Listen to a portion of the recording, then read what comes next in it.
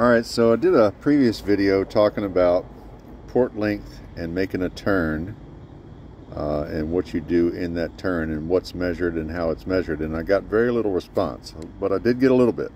So let's be a little more specific. Now mind you, this is general.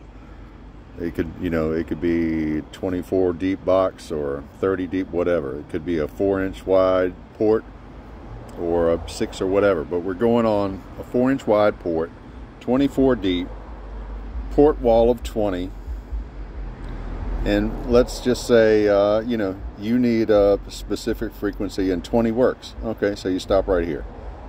All right, and that is 4 inches away from the rear wall, so allegedly that's perfect.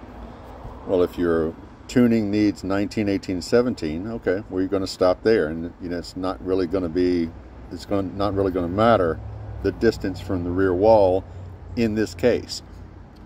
The problem is, what happens when you need 21? Now 21 goes 3 inches from the wall. Now one guy said you follow this wall and measure this, and you would go left 1 inch. Another guy says no, you have to go to the very end, 2 inches within half of the port width. You got to stop there and make the turn. Well, then if you stop there, you're closer than 4 inches.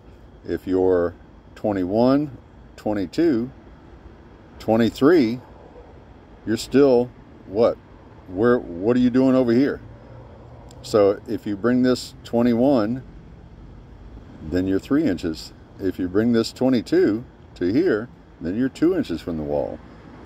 So what the hell are you doing between 20 and say 23, 24?